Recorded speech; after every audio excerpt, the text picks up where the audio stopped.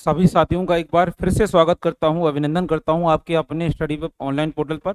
सभी लोग फटाफट लाइव आ जाइए एक बार और वीडियो को शेयर कर दीजिए जिससे ज़्यादा से ज़्यादा लोग जो हैं वीडियो के माध्यम से जुड़ सकें। तो सभी लोग एक बार जल्दी से लाइव आ जाइए। और सबसे पहले बताइए क्या आप लोगों तक मेरी प्रॉपर आवाज़ पहुंच पा रही है, क्योंकि कल ऐसा हुआ था कि आवाज़ नहीं आ पा रही थी और लगभग 20 मिनट का वीडियो हो चुका था, तो मैंने उसको लाइव बंद किया था, फिर दोबारा से उसको दोबारा शूट किया, फिर दोबारा उसको आगे बढ़ाया था। ठीक है, तो एक बार लाइव जल्दी से लाइव आ जाइए और ये बताइए कमेंट करके कि क्या आवाज़ आ रही है।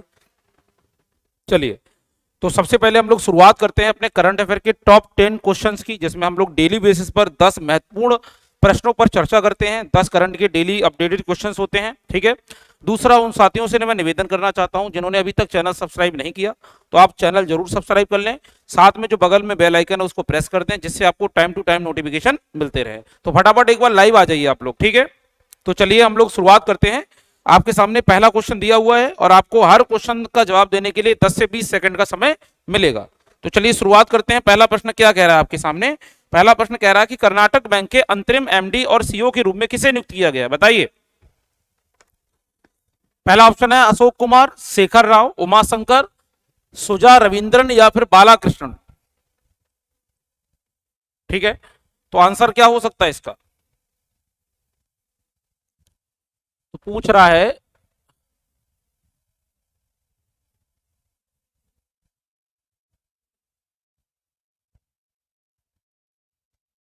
कर्नाटक बैंक। ठीक है, तो मैं कर्नाटक बैंक के बारे में थोड़ा सा बताता हूं आपको। कर्नाटक बैंक दरअसल में एक निजी बैंक है, एक प्राइवेट बैंक है। ठीक है, जिसकी स्थापना हुई थी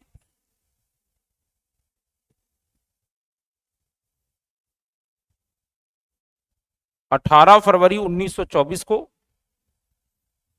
18 फरवरी 1924 को इसकी स्थापना हुई। दूसरा, इसका हेडक्वार्टर है वो है मैंगलोर में। आज के समय में इसे हम कहते हैं मैंगलोर या मैंगलुरु।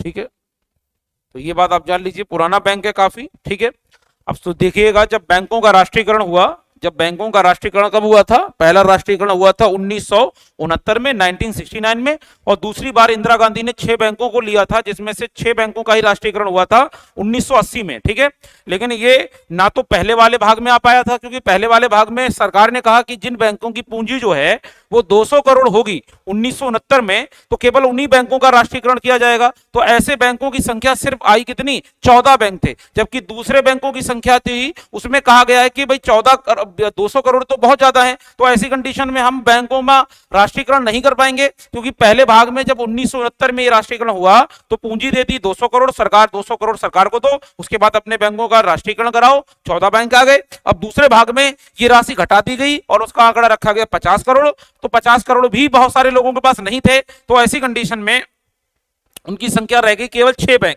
तो इस तरीके से नेशनलाइजेशन बैंक कराए गए, लेकिन कर्नाटक बैंक का राष्ट्रीयकरण ना तो पहले वाले भाग में हुआ ना तो दूसरे वाले भागों में। ठीक है, तो देश का पुराना निजी बैंक है ये काफी। ठीक है, तो हम इसको कह सकते हैं पुराना निजी बैंक, मतलब नया निजी बैंक नहीं है, पुराना निजी बैंक है। अब कह रहा है कि इस बैंक के, क्या पूछ रहा है ये आपसे? ये पूछ रहा है कि इस बैंक के अंतरिम एमडी, अंतरिम एमडी और सीईओ, अंतरिम एमडी और सीईओ कौन है? तो उसका आंसर आपको लगाना है यहां।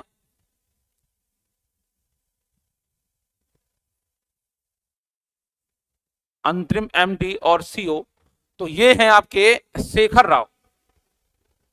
तो आंसर है शेखर राव। शेखर राव इसका आंसर है। ठीक है, मैं शेखर राव की अगर थोड़ा सा बात करूं,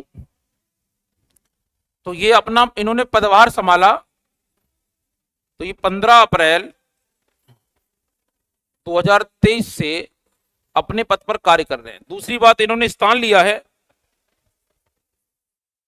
स्थान लिया है, किनका स्थान लिया है? तो एक दूसरे सीईओ थे, इनका स्थान लिया है, जिनका नाम है महाबलेश्वर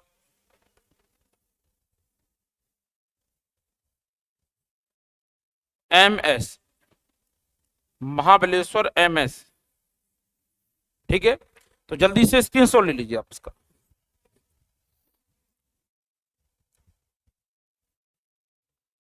तो चलिए हम चलते हैं अपने दूसरे प्रश्न की तरफ। अब कह रहा है कि किस राज्य के मुख्यमंत्री ने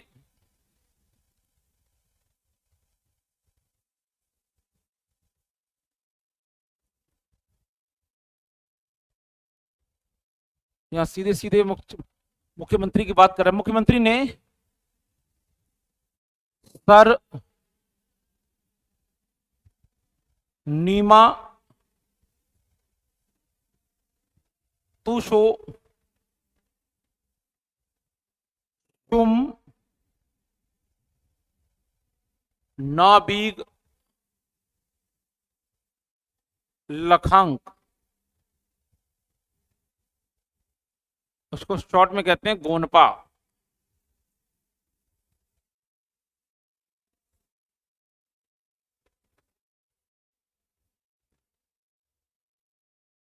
ठीक है, का उद्घाटन किया, इसका उद्घाटन किया।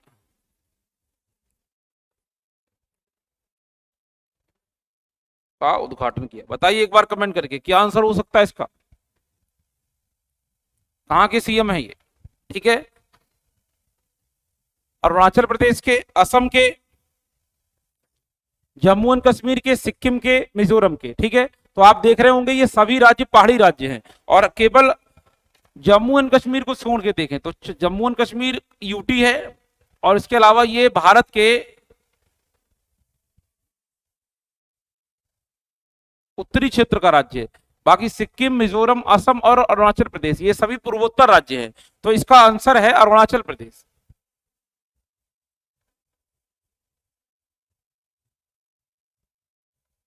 अरुणाचल प्रदेश। तो अरुणाचल प्रदेश के सीएम ने उद्घाटन किया है सर नीमा तुम्बो सुमा नाम, ये एक कार्यक्रम है,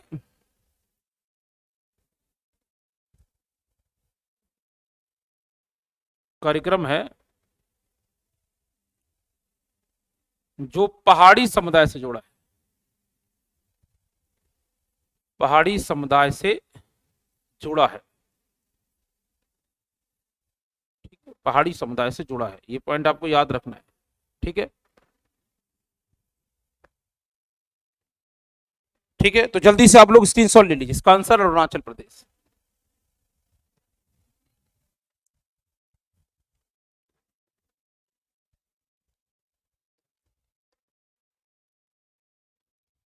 चलिए अब चलते हैं क्वेश्चन नंबर 3 पर। 3 क्वेश्चन कह रहा है दुनिया रिपोर्ट्स के अनुसार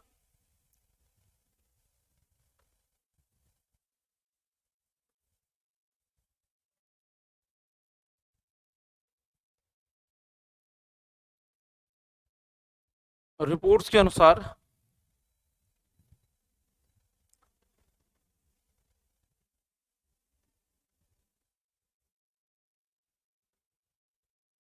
दुनिया का सबसे बड़ा, दुनिया का सबसे बड़ा नार्को स्टेट, नार्को स्टेट देश। नार्को स्टेट का मतलब होता है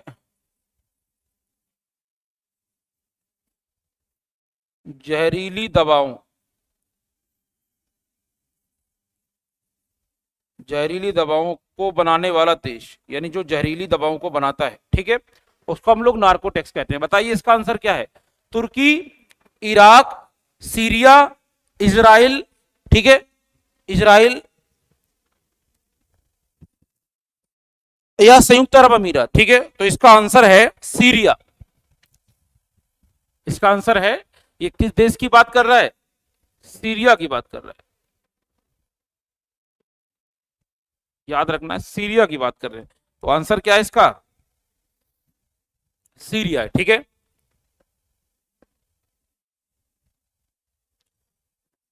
ठीक है, और ये दवाएं जो हैं, ये जो दवाएं होती हैं, ये दवाएं, दवाएं या औषधि,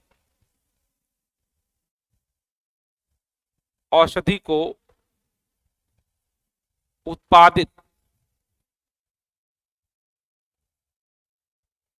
ये औषधियों को और दवाइयों को उत्पादित करता है, ठीक है, इस रिपोर्ट में कहा गया है।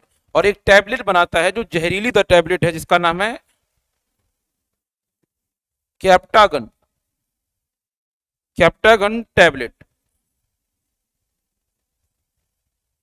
ठीक है। ये टैबलेट दरअसल में एक पेन किलर है, पेन किलर है जो तनाव, सिर दर्द, थकान आदि के लिए इसका यूज होता है, ठीक है। और इस कैप्टागन टैबलेट में ये जहरीली दवाओं या नशाओं को मिक्स करता है। कौन सा देश? सीरिया। इस बात की जानकारी हुई, जल्दी से आप लोग स्क्रीनशॉट ले लीजिए।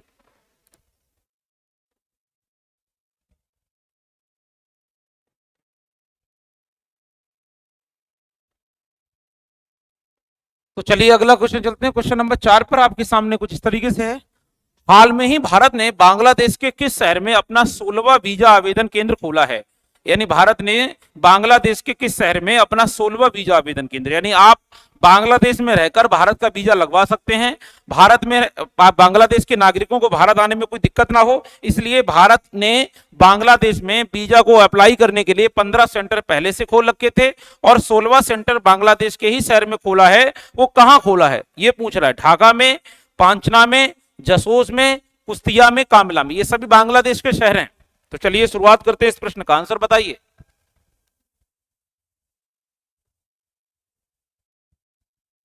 भारत ने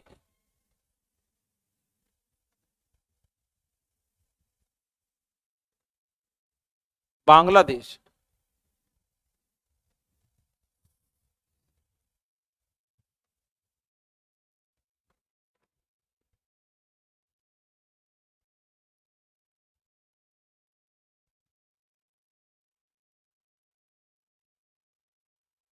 भारत ने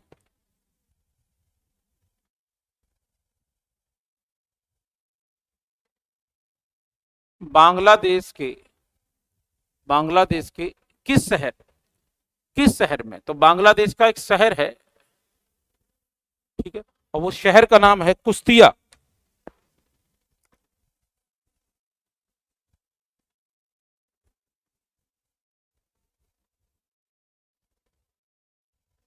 तो कौन सा शहर है? कुश्तिया शहर है, ठीक है, कुश्तिया शहर, ठीक है। इस कुश्तिया शहर में,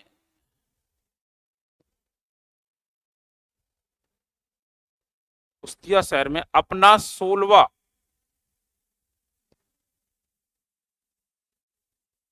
वीजा आवेदन केंद्र, वीजा आवेदन केंद्र या सेंटर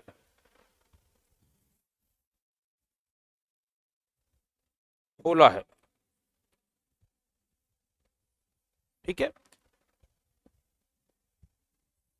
हम ऐसे भी कह सकते हैं उद्देश्य,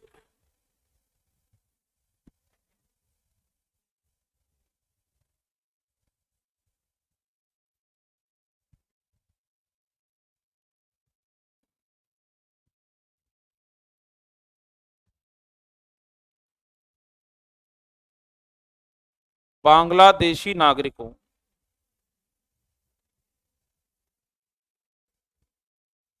नागरिकों को भारत में आने के लिए, आने के लिए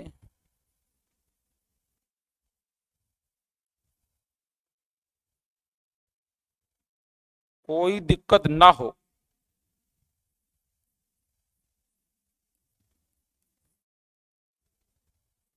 इसलिए 16वां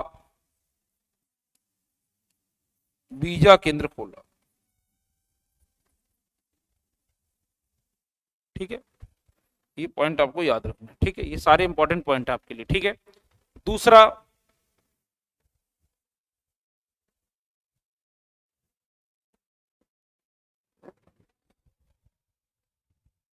इसका जो उद्घाटन किया है वो किया है भारत के हाई कमिश्नर,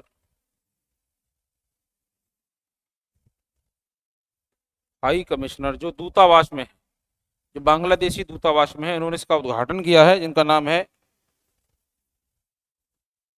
प्राण्या वर्मा।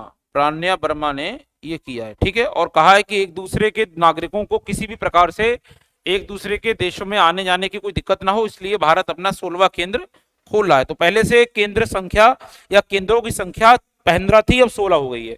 तो जल्दी से स्क्रीनशॉट ले लीजिए आप लोग। अब हम लोग चलते हैं क्वेश्चन नंबर 5 पर।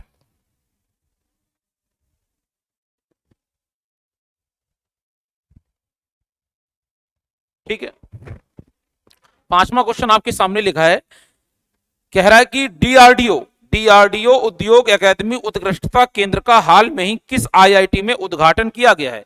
डीआरडीओ उद्योग अकादमी उत्कृष्टता केंद्र का हाल में ही किस आईआईटी में उद्घाटन किया है। मतलब ऐसी कौन सी आईआईटी है, मद्रास है, हैदराबाद है, दिल्ली है, बॉम्बे है, कानपुर है, कि निम्नलिखित में आईआईटी में से डीआरडीओ उद्योग अकादमी उत्कृष्टता केंद्र कहां खोला गया। ठीक है, तो थोड़ा सा बात कर लेते हैं।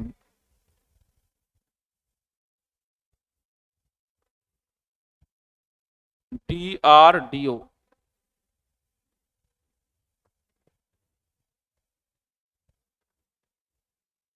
डीआरडीओ उद्योग अकादमी,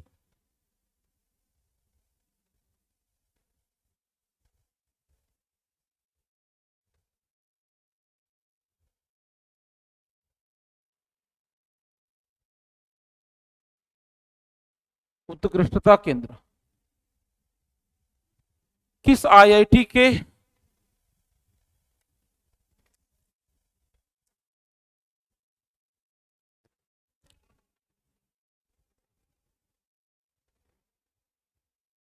भारतीय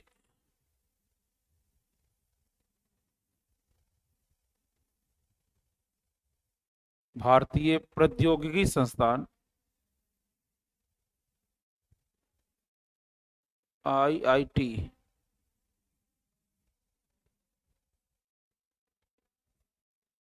हैदराबाद में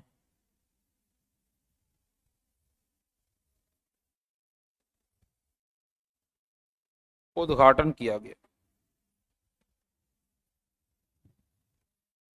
ये पॉइंट आपको जान लेना, ठीक है।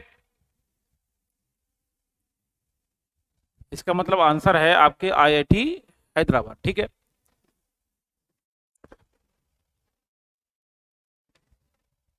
इसका मतलब होता है, हिंदी में कहेंगे, रक्षा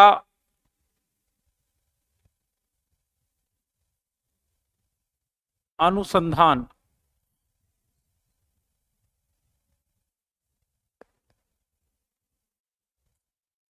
अनु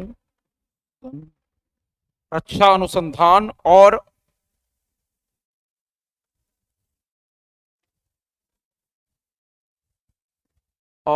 विकास संगठन।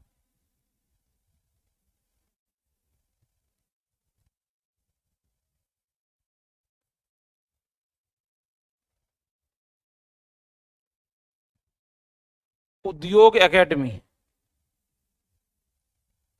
ठीक है, इसको हम ऐसे भी कह सकते हैं, ठीक है, जिसे हम कहते हैं डीआरडीओ, ठीक है। तो अगर मैं विशेषकर डीआरडीओ की बात करूं, डीआरडीओ, तो डीआरडीओ जिसका हेडक्वार्टर नई दिल्ली में है, नई दिल्ली में हेडक्वार्टर है, ठीक है। दूसरा, स्थापना वर्ष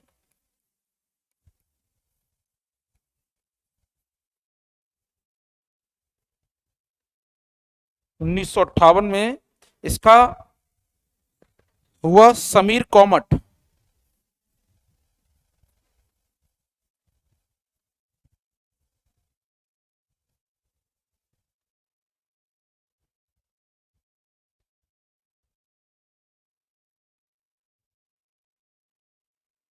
समीर कॉमट, समीर कॉमट, ठीक है। इसके क्या है, चेयरमैन। ठीक है, तो एक उत्कृष्टता केंद्र यानी डीआरडीओ उद्योग अकादमी उत्कृष्टता केंद्र का मुख्यतः हाल में उद्घाटन आईआईटी हैदराबाद में किया गया है, जिसमें चेयरमैन समीर कॉमन उपस्थित भी थे। इसके चेयरमैन भी है। डीआरडीओ संस्था है जिसका हेडक्वार्टर नई दिल्ली में है। स्थापना वर्ष 1958 में है। तो दरअसल में रक्षा से जुड़े हुए उपकरणों या रक्षा से जुड़े हुए कामों पर यह संगठन काम करता है, और रक्षा टेक्नोलॉजी से संबंधित ही प्रोग्राम जो है वो आईआईटी में इस बार शुरू हुआ है। ठीक है, तो जल्दी से आप लोग इसका एक स्क्रीनशॉट ले लीजिए।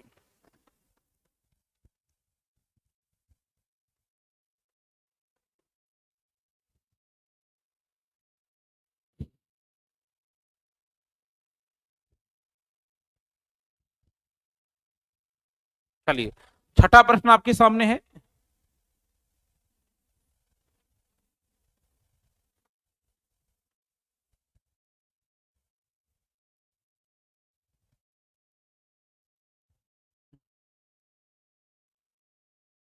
विश्व विरासत दिवस।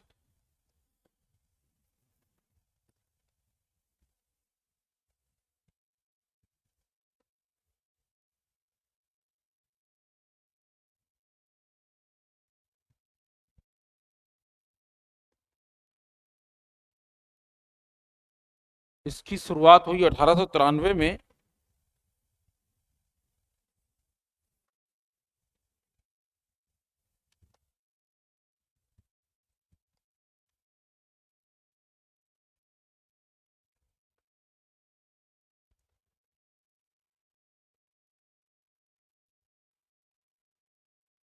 में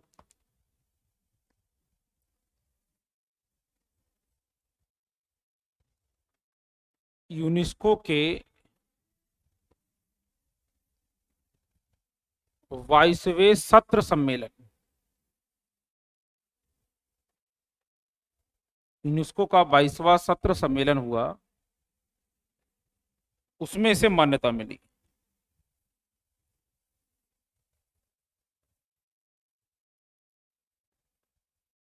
ठीक है, तो मैं यूनेस्को की बात करता हूं तो ये दरअसल में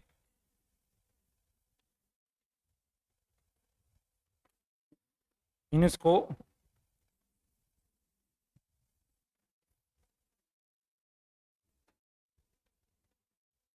विश्व में स्मारक,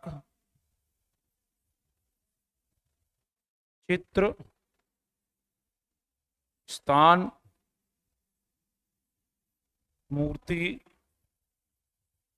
महल व अलग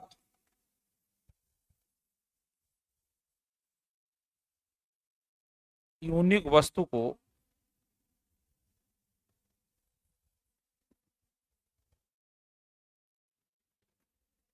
विश्व धरोहर स्थल में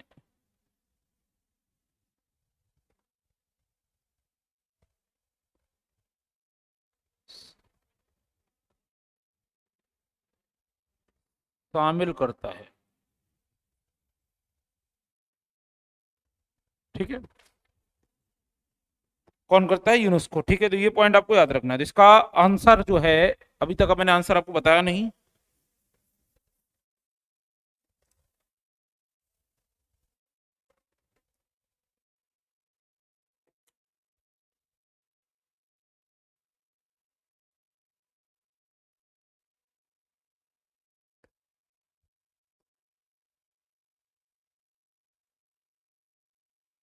ठीक है,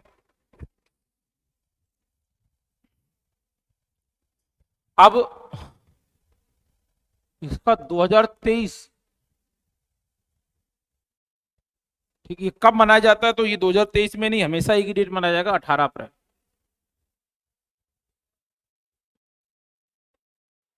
18 अप्रैल को मनाया जाता है। तो जल्दी से आंसर ले, इसका स्क्रीनशॉट ले लीजिए। तो ये था छठा क्वेश्चन। अब हम चलते हैं अपने क्वेश्चन नंबर 7 पर, जल्दी से स्क्रीनशॉट ले लीजिए। सातवां एक फिर से आईआईटी का क्वेश्चन है।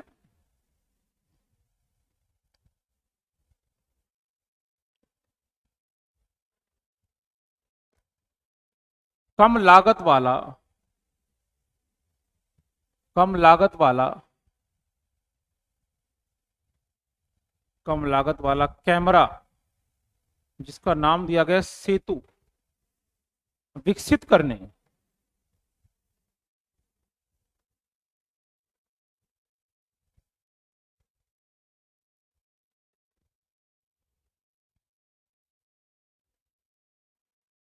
विकसित करने के लिए किस आईआईटी ने नासा के साथ, किस कम लागत वाला कैमरा सेतु विकसित करने के लिए नासा ने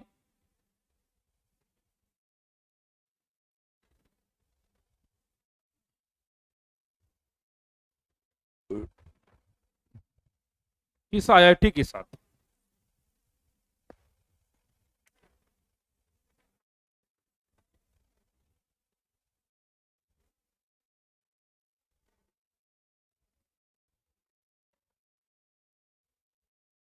भारतीय प्रौद्योगिकी संस्थान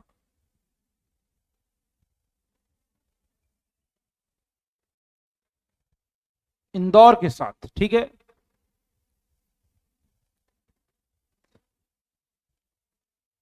भारतीय प्रौद्योगिकी संस्थान इंदौर के साथ सहयोग किया है, साथ काम किया है। कम दाम में एक कैमरा बनाया है, जिस कैमरे का नाम है, कैमरे का नाम भी दिया गया है, इस कैमरे का नाम है सेतु, जो कम लागत में विकसित किया जाएगा। किसने विकसित किया? नासा ने। किसने विकसित किया?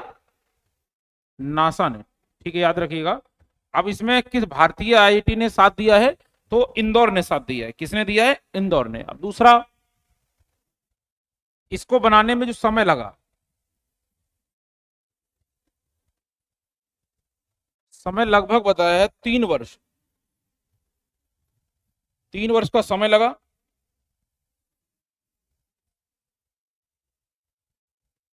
व्यक्ति या शोधकर्ता, व्यक्ति या शोधकर्ता, इसमें है 5, 5 लोगों ने काम किया है।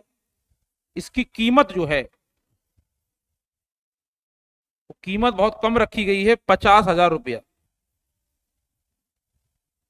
भारतीय रुपयों में, ठीक है। 50,000 रुपया इसकी कीमत रखी गई है, ठीक है। तो ये पॉइंट याद रखना है। और दरअसल में ये जो कैमरा होगा वो एकदम perfect camera, DSLR, DSLR camera होगा।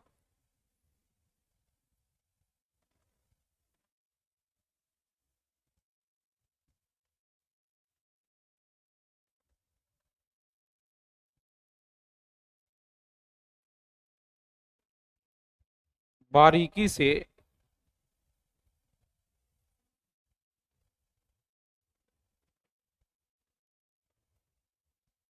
फोटो कैप्चर कर सकता है।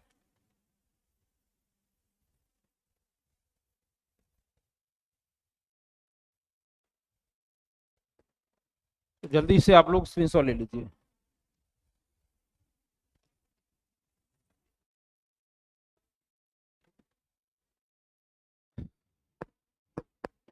अब चलते हैं हम लोग अपने 8वें क्वेश्चन की तरफ।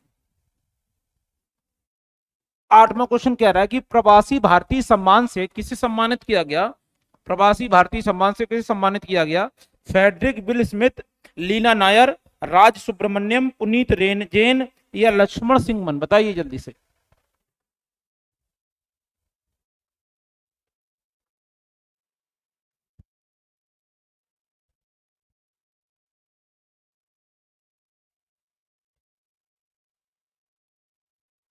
ठीक है, प्रवासी भारतीय, प्रवासी भारतीय सम्मान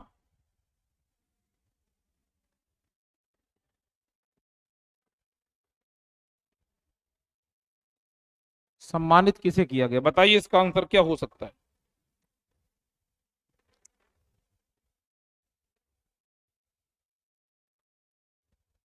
राज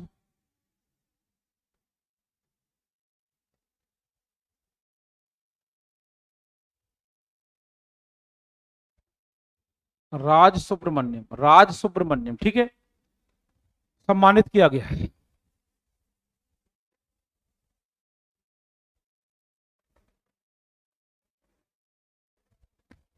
ये भारतीय मूल के नागरिक हैं।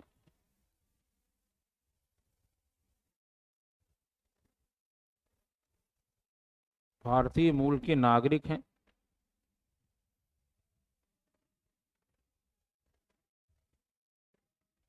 ठीक है। और ये सीईओ हैं। सीईओ,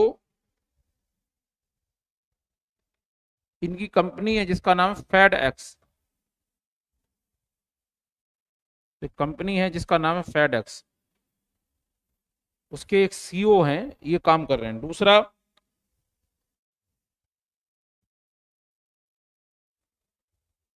ये एक वैश्विक कंपनी है।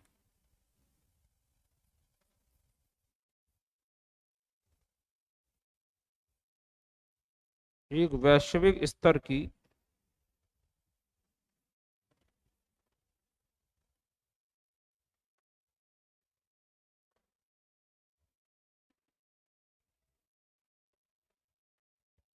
एक वैश्विक स्तर की परिवहन कंपनी। ठीक है। और ये प्रवासी भारतीय सम्मान उनको दिया जाता है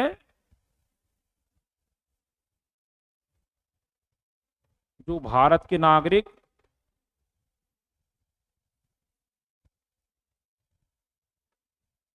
विदेश में रहते हैं लेकिन नागरिकता उसी देश के लिए उसी देश की लेते हैं, उसी देश की ले लेते हैं।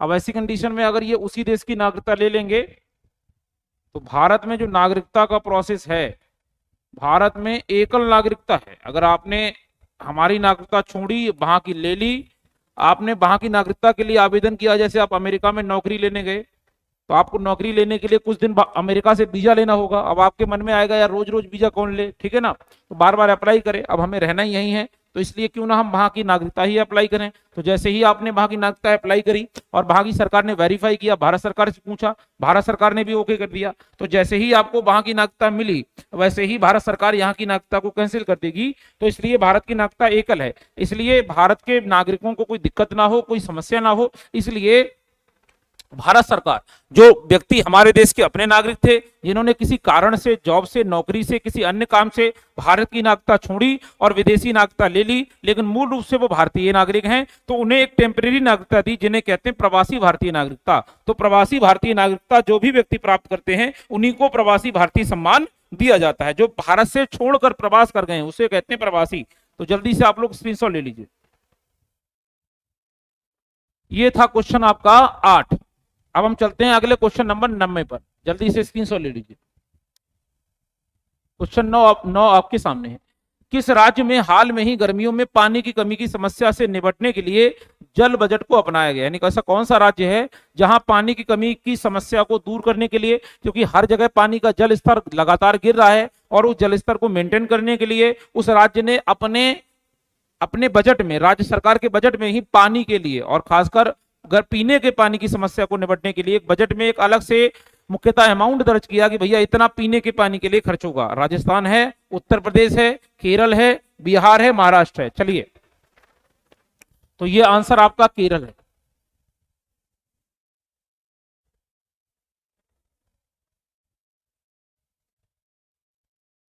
तो आंसर क्या है? केरल राज्य।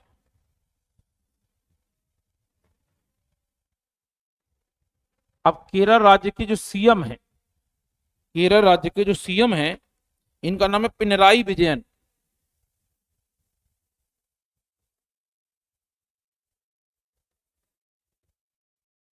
पिनराई विजयन।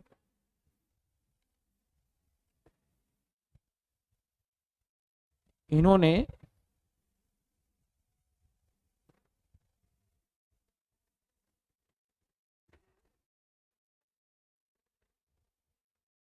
केरल विधानसभा में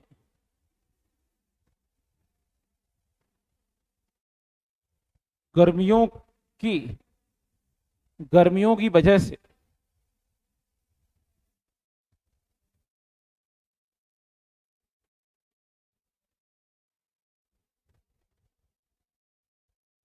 जल संकट को दूर करने के लिए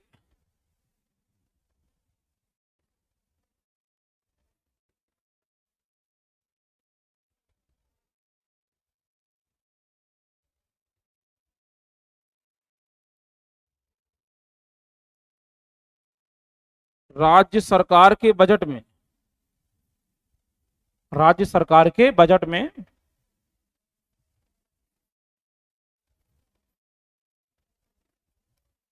जल बजट का ब्यौरा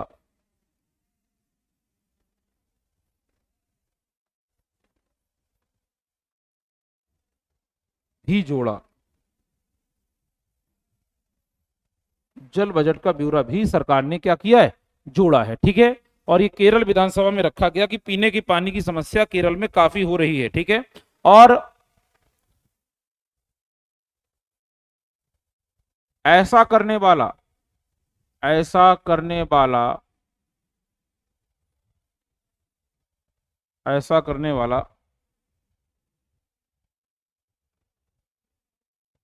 केरल भारत का प्रथम राज्य बना है।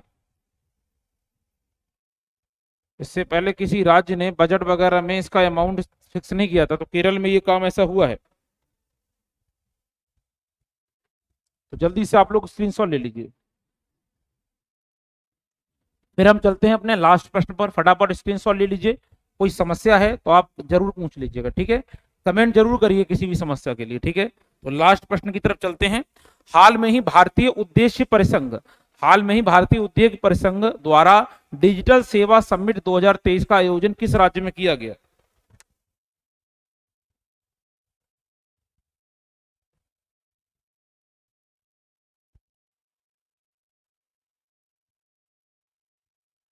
हाल में ही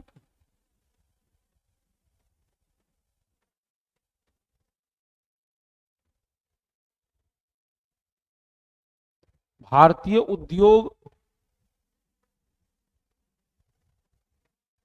भारतीय उद्योग परिसंघ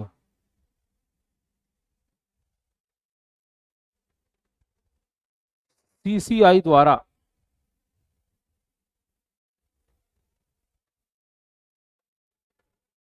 डिजिटल हेल्थ समिट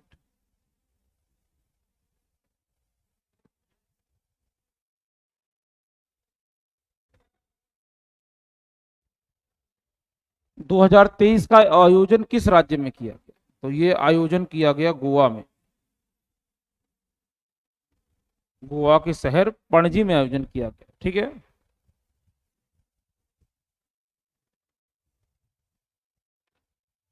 जिसमें ये बताया गया है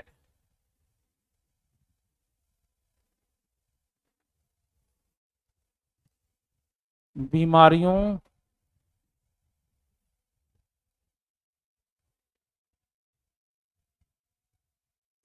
समस्याओं को लेकर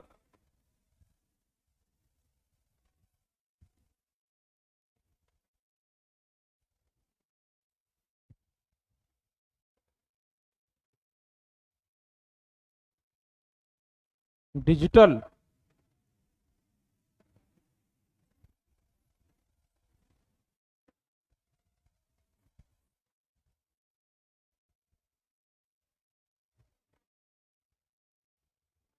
समाधान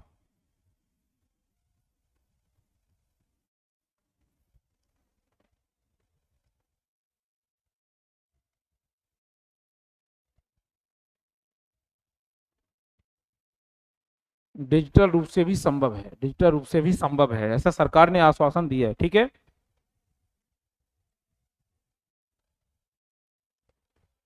तो मंत्रालय, यहाँ दो मंत्रालय हैं, भारतीय उद्योग मंत्रालय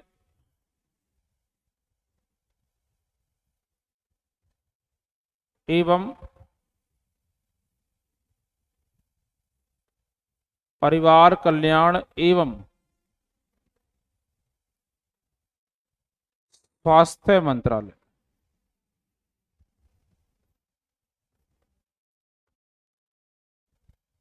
पहल द्वारा ये कार्यक्रम क्या हुआ, शुरू। ठीक है।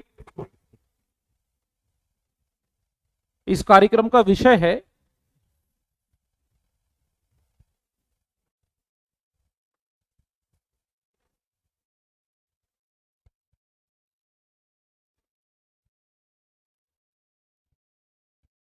स्वास्थ्य समानता में सुधार।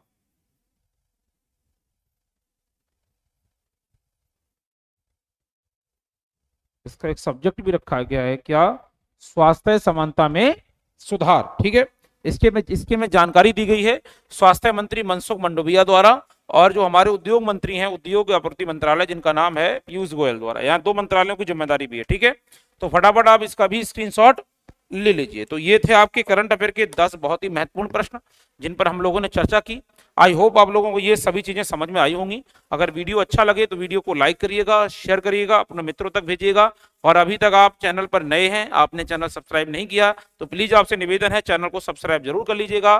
ठीक है, और उसके बगल में जो बेल आइकन है उसको प्रेस कर दीजिएगा, और वहां पर भी एक ऑप्शन आता है नोटिफिकेशन का और ऑल नोटिफिकेशन का, तो आप ऑल नोटिफिकेशन का बटन प्रेस करेंगे। ठीक है, जिससे सभी प्रकार के इंपॉर्टेंट वीडियो जो भी सब्जेक्ट से रिलेटेड होंगे हमारे चैनल पर अपलोड किए जाएंगे, उसका सबसे पहले नोटिफिकेशन आप तक पहुंचेगा, आराम से पहुंचेगा, कोई दिक्कत वाली बात नहीं है। और किसी प्रकार की कोई समस्या है, दिक्कत है, तो कमेंट बॉक्स में आप अपनी समस्या को लिख सकते हैं, उसका रिप्लाई हम लोग बहुत जल्दी देंगे, तुरंत ही देने का प्रयास करेंगे। ठीक है, तो आई होप आप लोग ये सारी चीजें समझ गए होंगे। और भाई कंपटीशन एग्जाम लगातार आपके विषय के आधार पर चलते रहते हैं, तो आप टेंशन ना लें, करंट अफेयर का डेटा आपको डेली मिलता रहेगा, पढ़ते रहें, अपनी आदत पढ़ने से डालिए, और निःशुल्क चैनल है इसलिए आप सभी सब्जेक्ट को ज्वाइन करिए, मेहनत करते रहिए, हार मत मानिए, क्योंकि लगातार मेहनत करते रहेंगे तो किसी न किसी एग्जाम में आप लोगों का सिलेक्शन हो जाएगा। और जहां भी जीएस का पोर्शन होगा, जहां भी जीएस का पोर्शन होगा, मान के चलिए जीएस के जितने भी पोर्शन, जैसे मान के चलिए अगर 25 प्रश्न हैं तो 25 में लगभग 7-8 क्वेश्चन जीएस के आएंगे, 50 क्वेश्चन है तो लगभग 15-16 क्वेश्चन आपके